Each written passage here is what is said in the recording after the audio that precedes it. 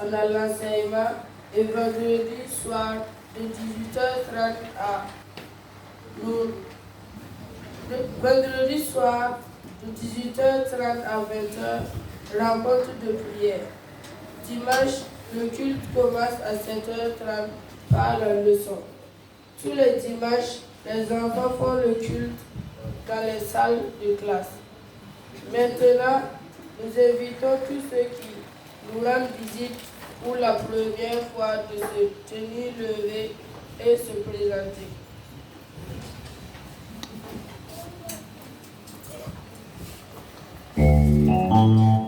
Donnez votre nom et prénom ainsi que votre église d'origine. Moi, je m'appelle Kesongo Kaïdale. Je viens de Fada, église Adévolution.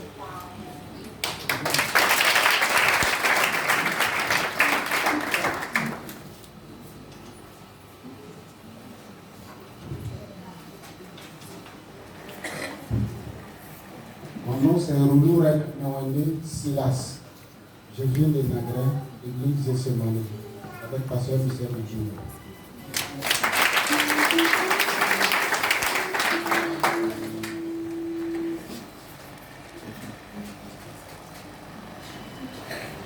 Nous remercions pour votre attention.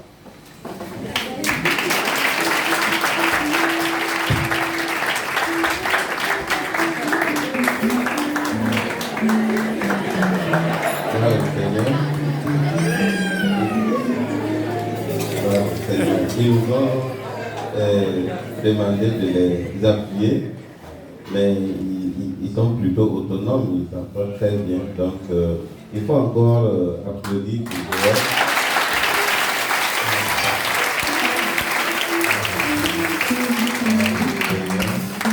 Alors, on n'a pas d'informations supplémentaires à ajouter. J'avais dit que c'est pas un coup d'essai, c'est un coup de gain. Et gloire à Dieu pour cela. Merci aux tontons, les tontons, les tantis et le grand tonton qui est à côté. En tout cas, que le Seigneur vous bénisse. Cette fois-ci du côté. Merci beaucoup. Nous voulons juste rappeler à toute l'Assemblée et le corps pastoral que le culte en anglais aura bel et bien lieu samedi, du moins c'est dimanche prochain, à partir de 16h, donc de 16h à 17h15. Donc, tous les anglophones et les francophones sont invités. Que le Seigneur nous bénisse au nom de Jésus-Christ. C'est par la permission du Papa et en tout cas c'est sa vision pour nous cette année. Je crois donc que nous allons sortir nombreux. On va apprendre l'anglais. Amen.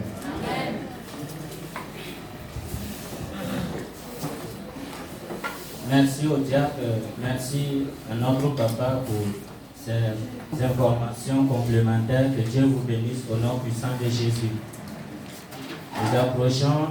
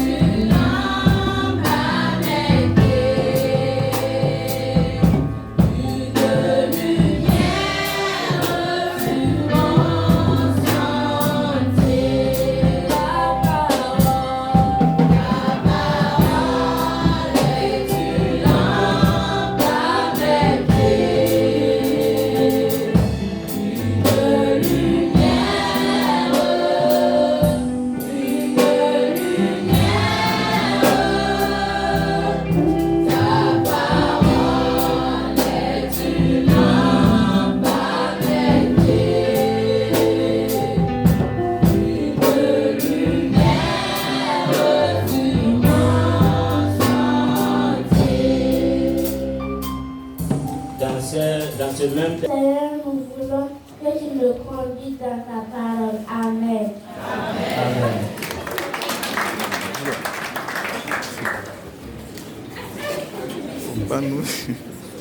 Nous cédons la place à notre tonton que j'appelle, c'est lui le président du ténor local au sein de...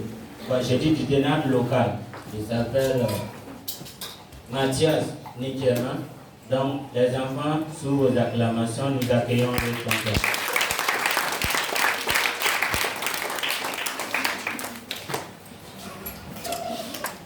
Gloire à Dieu. Que le nom de notre Seigneur Jésus-Christ soit glorifié et magnifié au nom de Jésus. Avant tout propos, je dis merci au Dieu Tout-Puissant qui nous a permis de célébrer cette journée. Et la grâce, le privilège qu'il me donne de partager sa pensée, sa parole. Et toute la gloire lui vient au nom de Jésus. Deuxièmement, je tiens à remercier les responsables de la chapelle, nos papas, qui m'ont donné cette occasion de partager aussi la parole de Dieu. Que Dieu vous bénisse.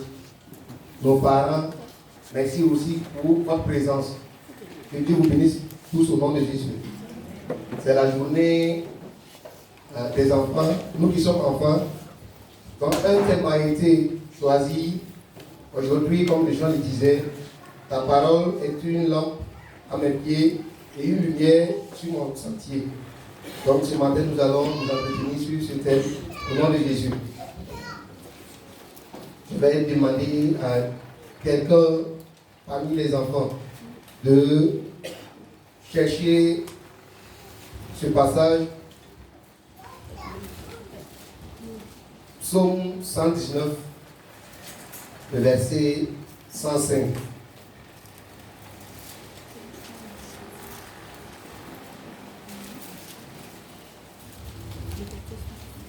Psaume numéro 119, verset 105. Oui, Ta parole est une lampe à mes pieds et une lumière sur mon sentier. Amen. Ta parole est une lampe à mes pieds et une lumière sur mon sentier. C'est notre texte de base et en même temps le thème que nos responsables ont choisi pour cette journée. Et maintenant, je propose comme thème, un sous-thème, j'allais dire, la parole de Dieu, une lumière pour tout chrétien.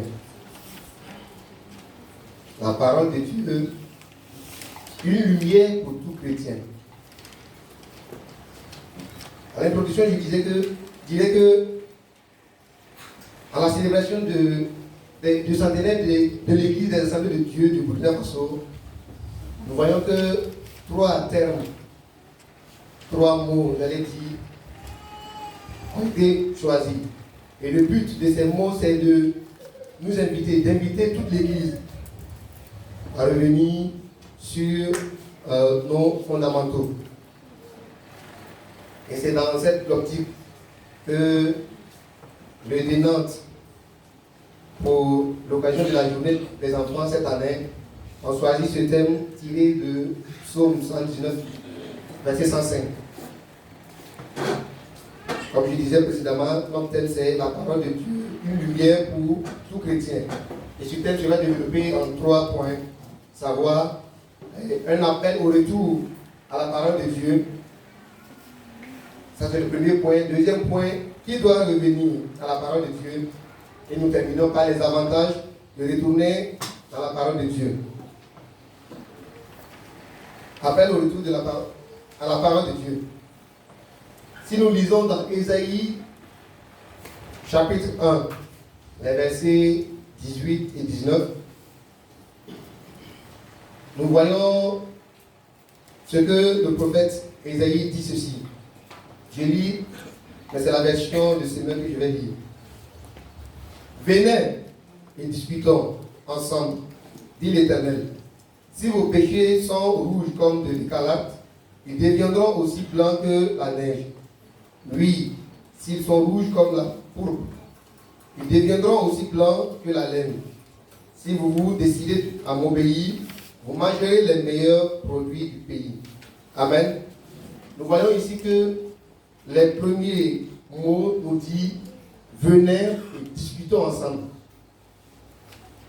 Dieu nous invite de revenir dans sa parole. Il nous invite de revenir dans sa parole afin que nous puissions marcher selon sa parole. Un chrétien qui ne vit pas selon la parole de Dieu, je peux dire que c'est un chrétien qui marche sans repère et certainement ce chrétien va se perdre parce qu'il ne sait pas où aller. En tant que chrétien, nous devons vivre selon la parole de Dieu parce que c'est cette parole qui va nous diriger, qui va nous conduire. Et John Stott, dans son ouvrage intitulé Une lampe à nos pieds, nous dit ceci: sans la révélation, sans l'instruction et la direction divine, nous serions comme un bateau à la dérive, comme une feuille emportée par le vent, comme un aveugle qui tâtonne dans le noir. Donc, pour dire que nous devons nous attacher à la parole de Dieu jour et nuit pour qu'elle nous dirige vers Jésus-Christ. Amen. Nous passons maintenant au deuxième point. Il dit ceci: nous sommes tous appelés à retourner à la parole de Dieu. Toute l'Église est appelée à revenir et vivre selon les principes bibliques. Mais nous allons parler sur l'encadrement des enfants selon la parole de Dieu, car ils sont déjà l'Église d'aujourd'hui. Ils ne sont pas l'Église de demain, ils sont l'Église d'aujourd'hui. Amen. Nous parlons premièrement sur le rôle des parents. Être parent est une grâce que Dieu nous accorde. C'est une grâce que Dieu nous donne d'être parent. Et c'est aussi une lourde tâche, que je peux dire aussi une obligation pour tout parent de faire ce que Dieu nous a confié pour qu'en tout cas il puisse marcher selon la parole de Dieu. Cette tâche, c'est d'instruire les enfants selon la parole de Dieu. Car nous vivons dans un monde plein de ténèbres. Proverbe 22:6 nous dit: apprends l'enfant, selon la version Seigneur. Apprends l'enfant le chemin qu'il doit suivre. C'est-à-dire, éduque l'enfant dès le début de sa vie. Même quand il sera vieux, il n'en déviera pas. Maintenant, est-ce que chaque parent peut se poser la question? Parce que ce verset nous interpelle tous qui sommes parents, d'instruire nos enfants. Mais est-ce que nous pouvons poser la question aujourd'hui? Si nos enfants, notre enfant, est appelé à vivre dans un milieu non chrétien, vous voyez qu'en tout cas, avec les études, ainsi de suite, les enfants peuvent se déplacer. Mais si un enfant se retrouve dans un milieu où ce ne sont pas des chrétiens, est-ce que nous sommes sûrs qu'avec ce que nous les avons donné, ils seront capables de rester dans la foi? Que chaque parent se pose la question: est-ce que nos enfants qui sont avec nous à la maison, ce que nous faisons, avec ça, s'ils se retrouvent dans un milieu non chrétien, ils seront capables de rester dans la foi chrétienne, ils seront capables de s'attacher à la parole de Dieu? Si tel est le cas, Dieu merci. Si c'est le contraire, rien.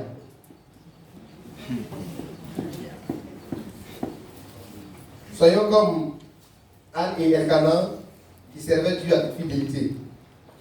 Vous voyez que la Bible nous dit que Anne savait prier et gêner.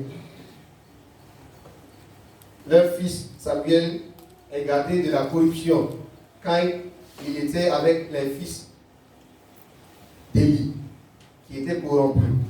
Malgré tout, Samuel est resté dans la parole de Dieu.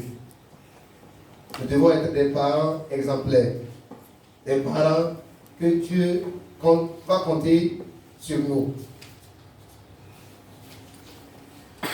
Si l'Éternel a demandé à Caïn, dans Genèse, où est ton frère? Dieu a posé cette question à Caïn, où est ton frère? Je pense aussi que Dieu demandera à nous qui sommes parents, où est ton fils? Où est ta fille actuellement? Es-tu dans la présence de Dieu ou bien il est où?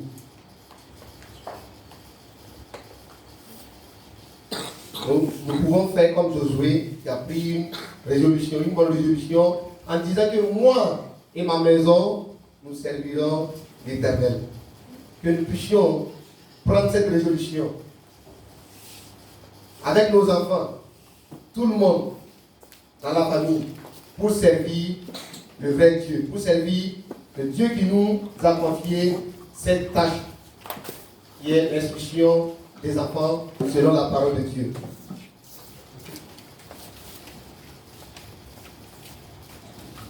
Deutéronome 6, 7 nous dit, elle a dit, le parent, tu les inculqueras à tes enfants, tu en parleras quand tu seras dans ta maison, quand tu iras en voyage, quand tu te coucheras et quand tu te lèveras. Amen. Donc l'état spirituel des parents a une grande influence sur le domaine le plus important de la vie de l'enfant. C'est-à-dire leur avenir spirituel.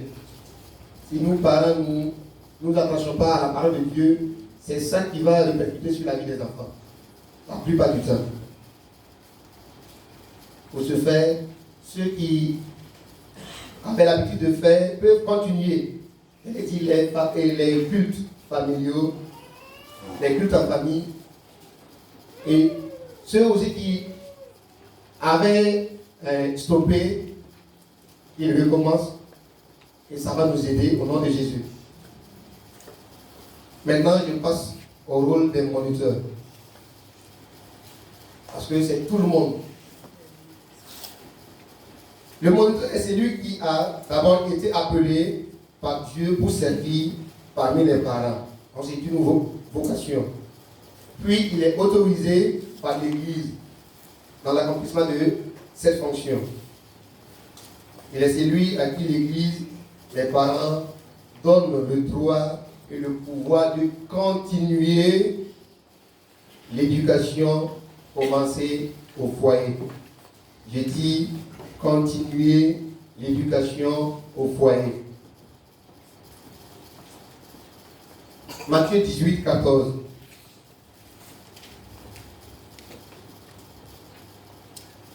Jésus nous dit que de même, ce n'est point la volonté de votre Père qui est dans les cieux qu'il se perde un seul de ses petits. Cela veut dire que nous qui sommes moniteurs, nous avons une grande responsabilité de faire de tous les enfants des disciples de Christ. Pour ce faire, le moniteur doit être quelqu'un qui est rempli du Saint-Esprit. Il doit méditer la parole de Dieu constamment afin de pouvoir enseigner cette parole aux enfants. Il doit méditer la parole de Dieu pour convaincre, corriger, instruire. Comme 2 Timothée 3,16 nous dit. Le moniteur doit être un témoin de Christ. Il doit être un bon modèle pour les enfants. Et dans ce cas, je dirais que les enfants observent beaucoup leur moniteur, plus ou moins leur comportement. Et ils suivent leurs exemples. Pour ce faire, nous devons être des bons modèles pour que les enfants puissent emboîter les pas.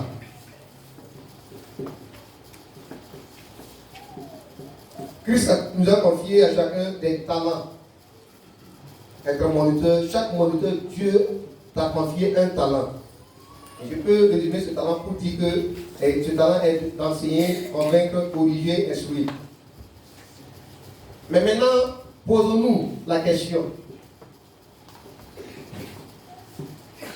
Qu'est-ce que nous faisons avec ce talent? Nous travaillons pour que ce talent soit multiplié ou bien nous l'avons enterré. Mais une chose est certaine, rappelons-nous que le maître arrive. Et chaque moniteur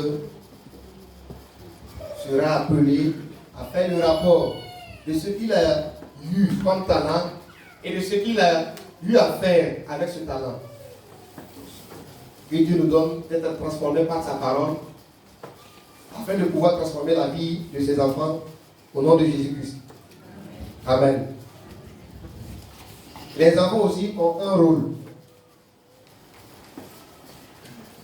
Je vais demander à un enfant toujours de chercher ces passages. Il y a un qui va chercher Éphésiens 6:1, l'autre là va chercher 2 Timothée 3, 1 à 5.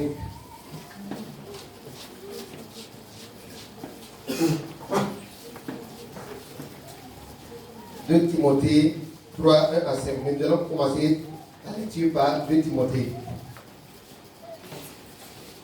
2 Timothée 3, 1 à 5. Sache que dans les derniers jours, il y aura des temps difficiles, car les hommes seront égoïstes, amis de l'argent, fanfarons, hautains, blasphémateurs, rebelles à leurs parents, ingrats, irréligieux, insensibles, déloyaux, calomniateurs, intempérants, cruels, ennemis des gens de bien, traîtres, emportés, enflés d'orgueil, aimant le plaisir plus que Dieu, ayant l'apparence de la pitié, mais régnant ce qui fait la force. Éloigne-toi de ces hommes-là. Amen. On nous dit qu'au dernier temps, et nous sommes dans ces temps-ci, nous voyons dans les milieux scolaires ou bien dans la vie courante, les enfants qui se comportent.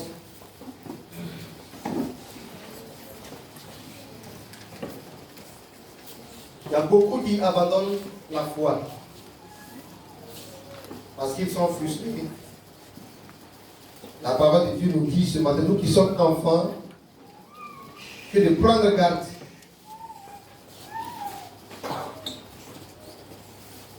Pour ne pas tomber dans ce piège, pour ne pas être comme ce qui a été cité ici. Et il nous demande, nous qui sommes enfants, d'être obéissants à nos parents, à nos aînés, car c'est sa volonté. J'avais demandé à ce qu'on cherche Éphésiens 6:1. Ok.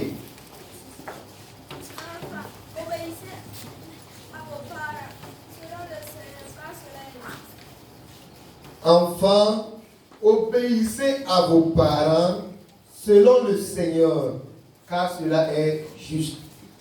C'est la volonté de Dieu pour tout enfant. Nous devons obéir. Ne soyons pas des enfants rebelles à la maison. Soyons des enfants obéissants. Dans l'obéissance, Dieu nous bénira. La Bible nous dit que si nous obéissons, si nous écoutons nos parents à la maison, l'avantage qu'ils nous donnent, nous aurons une vie bénie, une longue vie. Donc, nous qui sommes enfants, nous pouvons décider de lire au moins une fois par jour la parole de Dieu. Et en lisant, demandons à Dieu, Seigneur, je suis en train de lire ta parole. Donne-moi de comprendre ta parole. Qu'est-ce que tu veux que je fasse en lisant cette parole? Si nous rencontrons des points qui sont difficiles à comprendre, nos parents sont à côté. Nous pouvons les demander, papa ou maman, ici, cette partie, je ne comprends pas. Est-ce que vous pouvez nous aider? Est-ce que vous pouvez m'aider? Vous pouvez m'expliquer ce passage? Ça va nous aider à grandir dans la foi. On nous dit que la parole de Dieu, c'est une lumière. Je pense que la nuit, il n'y a pas cet enfant qui va pouvoir courir sans lumière, sans rien. Par exemple, dans la maison, où les lumières sont éteintes et qu'il n'y a rien. On te dit d'aller prendre quelque chose dedans, c'est pas sûr que tu vas pouvoir. Il y a d'autres qui ont peur de marcher dans le noir parce qu'il n'y a pas de lumière. Donc si nous ne lisons pas la Bible, nous sommes dans le noir, dans les ténèbres. Pour être dans la lumière, il va falloir que nous puissions méditer constamment la parole de Dieu. En tant qu'enfants de Dieu, nous devons faire de notre possibilité pour participer aux rencontres de l'Église telles que la prière du soir, le culte du dimanche. Ce matin, il y a des enfants qui sont en train de jouer, ainsi de suite. Mais nous avons choisi d'être dans la maison de Dieu. Nous qui sommes enfants de Dieu. Donc nous devons faire tout possible pour participer les différentes rencontres de l'Église. Amen. Proverbe 1, versets 8 et 9 nous dit: écoute, mon fils, l'instruction de ton père et ne rejette pas l'enseignement de ta mère, car c'est une couronne de grâce pour ta tête et une parure pour ton cou.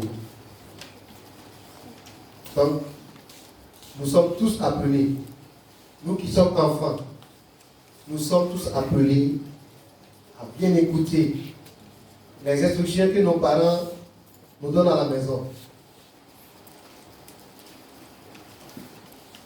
Nous devons être obéissants. Et cela sera une bénédiction pour nous tous, au nom de Jésus. Maintenant, nous passons au troisième point, qui est les avantages de revenir dans la parole de Dieu. Si je peux encore demander la permission pour qu'un enfant nous lise ce passage. Josué 1, le verset 8.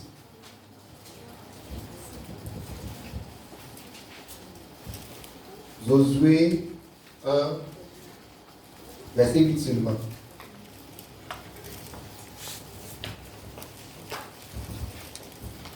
Que ce livre de la loi ne s'éloigne point de ta bouche. Médite le jour et nuit pour agir fidèlement selon tout ce qui y est écrit. Car c'est alors que tu auras du succès dans tes entreprises. C'est alors que tu réussiras. Amen. La Bible nous dit ici que ce livre de la loi, que la parole de Dieu ne s'éloigne pas de ta bouche. Médite cette parole jour et nuit pour réussir, pour avoir du succès.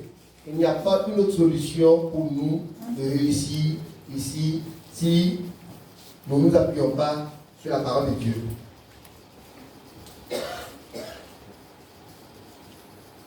Médite le jour et nuit pour agir fidèlement selon tout ce qui est écrit. Car c'est alors que tu auras du succès dans tes entreprises. C'est alors que tu réussiras. Sans la parole de Dieu, imaginons voir un aveugle qui se retrouve dans une maison la nuit où il n'y a pas de lumière. Imaginons voir.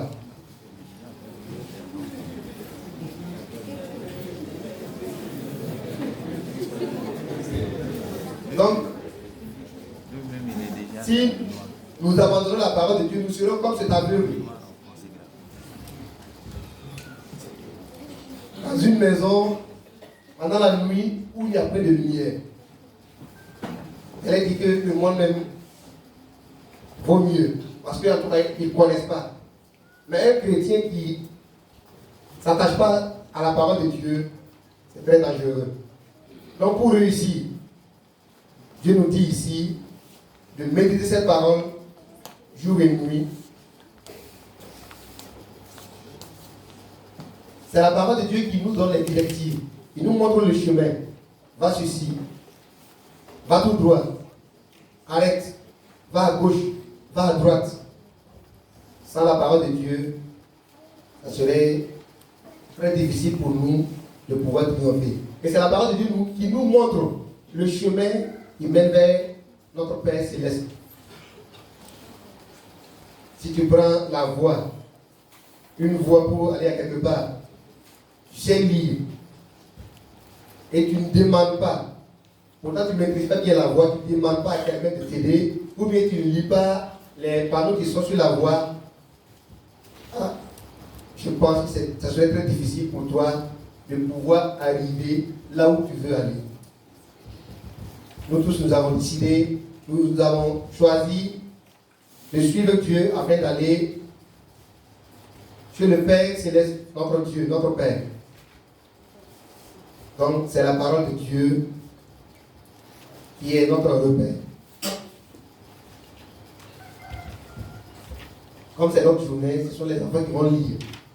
Encore, je demande aussi à un enfant de lire ce passage, psaume numéro 1, les versets 2 et 3. Psaume numéro 1, les versets 1 et les versets 2 et 3. Mais qui trouve son plaisir dans la loi de l'Éternel et qui la médite jour et nuit. Il est comme un arbre planté près d'un courant d'eau qui donne son fruit en sa saison et dont le feuillage ne se flétrit point. Tout ce qui fait lui réussir. Amen. Pendant ce temps, je vais demander à l'autre de chercher Jean 15, verset 5. Après, je vais demander à lire ce passage. On nous dit ici que c'est lui qui médite la parole de Dieu jour et nuit. Cette personne est comme un arbre planté près d'un courant d'eau. Nous avons tous pris ces arbres. À chaque fois, si nous repartons vers le barrage, nous voyons les arbres qui sont tous là-bas. Chaque fois, il y a des feuilles. Et au moment de porter les fruits, cet arbre porte des fruits comme il se doit. Pour que nous puissions porter des fruits pour la gloire de Dieu, il nous faut forcément la parole de Dieu. Il nous faut la méditation de la parole de Dieu. Et ça, c'est tout le monde, sans exception. Nous qui sommes enfants, nous devons méditer la parole de Dieu. Nous qui sommes parents, nous devons méditer la parole de Dieu. C'est ça qui va nous aider à porter plus de fruits pour la gloire de Dieu. En tant que chrétiens nés de nouveau, enfants de Dieu, nous ne pouvons rien faire si nous nous déconnectons de Jésus-Christ. Mais comment rester connectés jour et nuit avec Christ? C'est lorsque nous allons nous attacher à la parole de Dieu et la mettre en application. Si nous nous attachons à cette parole, et si nous mettons cette parole en application, nous serons toujours connectés à Christ, qui est notre appui. Je peux dire que la parole de Dieu est comme une énergie. Donc pour être chargé, il faut se connecter toujours à la source d'énergie pour avoir cette énergie. Maintenant, je demande à ce qu'on me lise Jean 15, verset 5.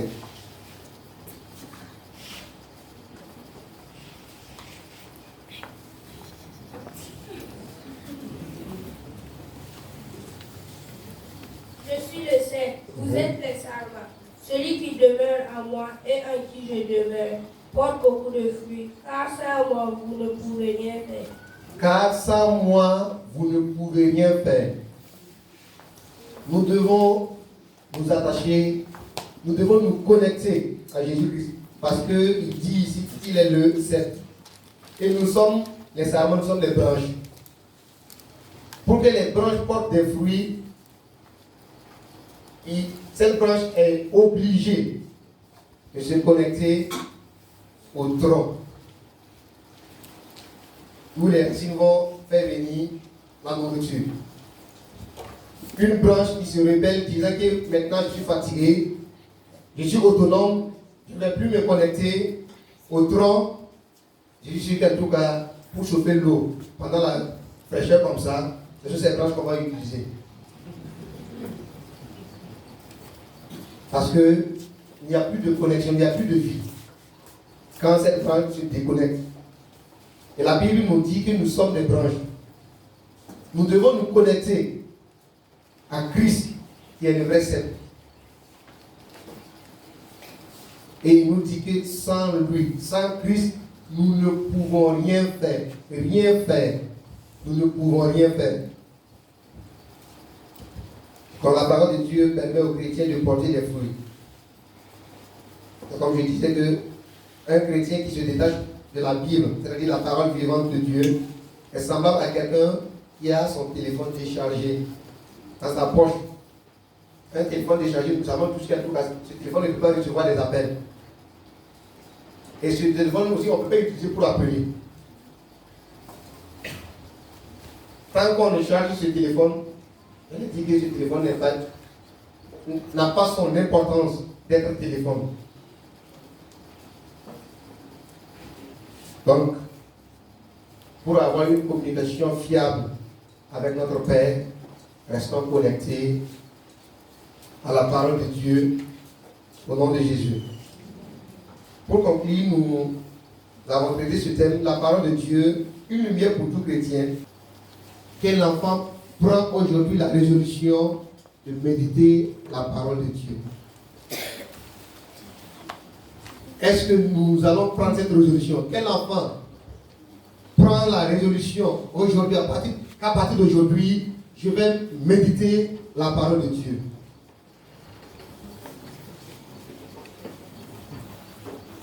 C'est sûr, nos parents sont ici, ils sont témoins. N'est-ce pas? Donc, pour ce faire, je vais demander au docteur Fanny Nandenga de prier pour que réellement nous puissions, cette résolution soit réelle dans les familles au nom de Jésus. Notre bon Père, nous aimons ses enfants et ils nous aiment aussi. Et c'est parce qu'il nous a aimé le premier. Nous venons de t'écouter, Seigneur, nous exhorter. Et ces enfants ont pris la résolution de méditer ta parole et surtout la mettre en pratique. Nous prions, Seigneur, que cette résolution soit maintenue afin qu'ils puissent croître en toi pour la gloire de ton Saint-Nom. Toi-même, tu viens de nous dire que sans toi, nous ne pouvons rien faire. Alors nous comptons sur toi pour eux, pour leur méditation. Au nom de Jésus, nous avons prié. Amen. Ok, que Dieu nous aide à mettre en application sa parole qui est notre lumière au nom de Jésus. Shalom. Bonjour chers parents et chers camarades. Ce temps est dédié à la prière.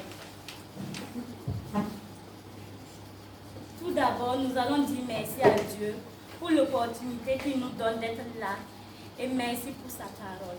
Prions.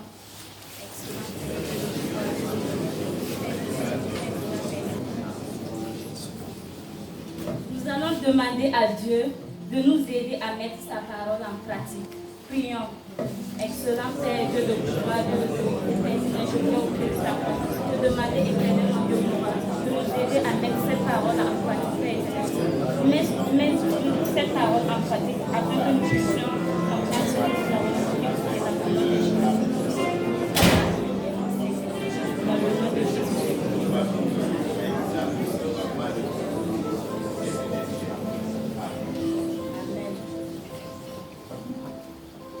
Nous allons prier pour nos pasteurs et pour nos moniteurs. Prions. Excellent Père, nous pouvons éternellement de nos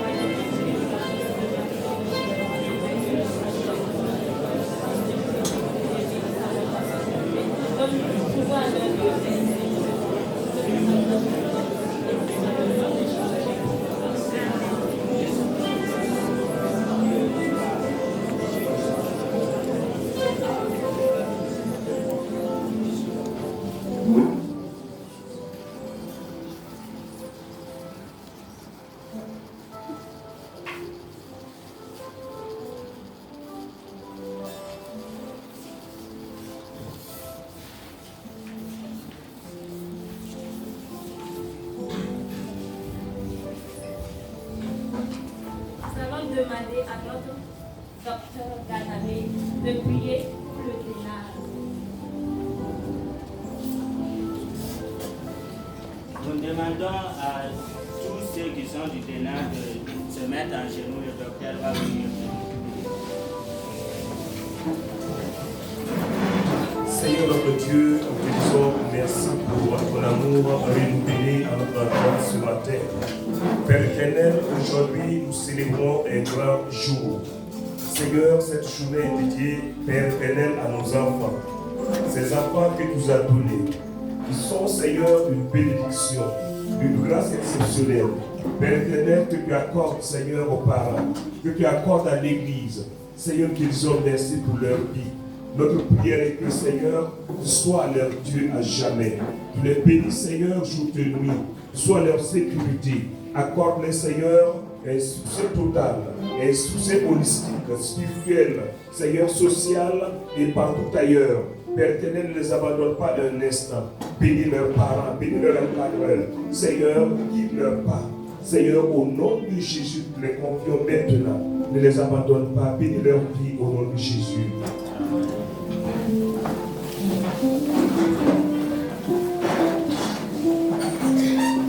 Merci à notre sœur Mounira. Que Dieu vous bénisse encore au nom de Jésus-Christ.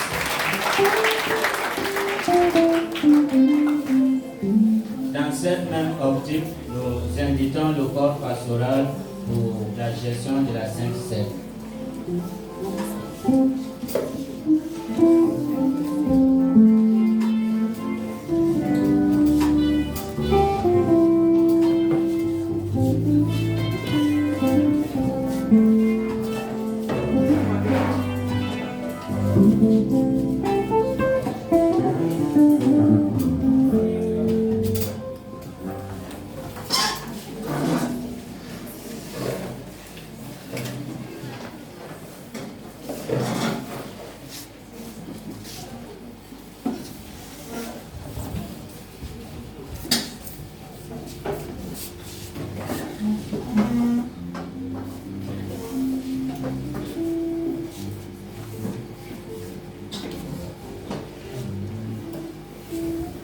Je vous invite à ouvrir la Bible.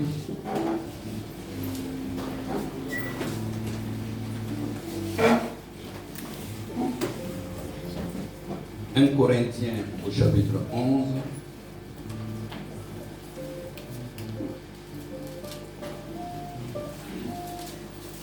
Un Corinthiens au chapitre 11.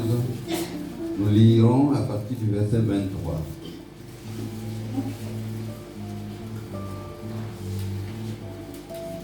Si vous êtes dans 1 Corinthiens au chapitre 11 et le verset 23, nous faisons la lecture. Car j'ai reçu du Seigneur ce que je vous ai enseigné. C'est que le Seigneur Jésus, dans la nuit où il fut livré, prit du pain et après avoir rendu grâce, le rompit et dit, ceci est mon corps qui est rompu pour vous. Faites ceci en mémoire de moi.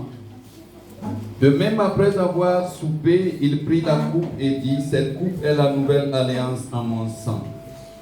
Faites ceci en mémoire de moi toutes les fois que vous en boirez. Car toutes les fois que vous mangez ce pain et que vous buvez cette coupe, vous annoncez la mort du Seigneur